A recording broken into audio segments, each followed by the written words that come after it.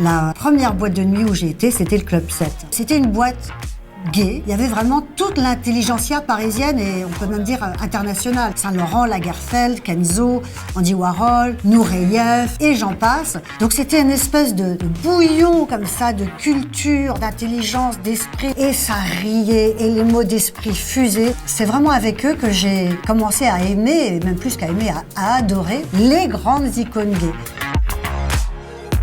George Sand, évidemment, est un personnage absolument passionnant, entre autres sur la notion du genre, parce que c'était une femme qui s'habillait en homme à une époque où c'était interdit. Dans son journal intime, elle parlait d'elle au masculin. Dans sa grande histoire avec Musset, il l'appelait Mon Giorgio et elle l'appelait, je ne sais plus, un truc féminin. Donc c'est vrai que l'ambivalence m'a toujours beaucoup intéressée. Des gens qui sont uniquement masculins ou uniquement féminins ont un peu tendance à m'emmerder parce que ce qui est intéressant, c'est justement que ça circule. On peut penser qu'on est hétérosexuel toute sa vie et à 70 ans, tomber folle amoureuse d'une femme ou le contraire. Moi, j'ai toujours pensé que le désir transgressait son identité sexuelle et qu'on peut se révéler absolument autre chose que ce qu'on a cru toute sa vie. Le spectacle que j'ai monté après George Sand, c'était Françoise Sagan. C'est aussi une femme qui a passé sa vie à transgresser tous les codes, qui a eu des grands amours et amitiés féminines, évidemment Gréco, Annabelle, pour laquelle il semblerait qu'elle ait écrit Sans vous aimer, qu'a chanté Gréco,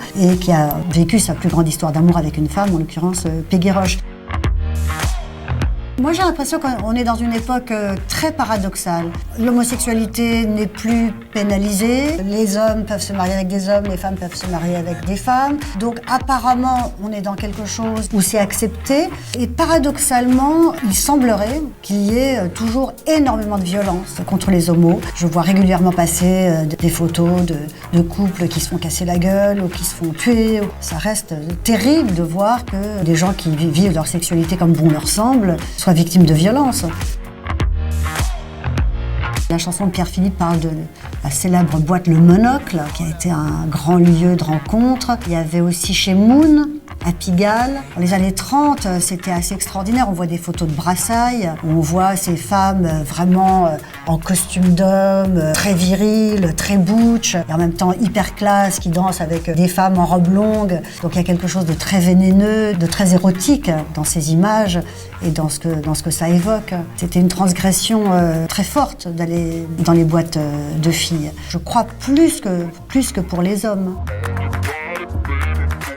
Je soutiens à fond le refuge. Donc 1 € par CD pour le refuge, c'est formidable.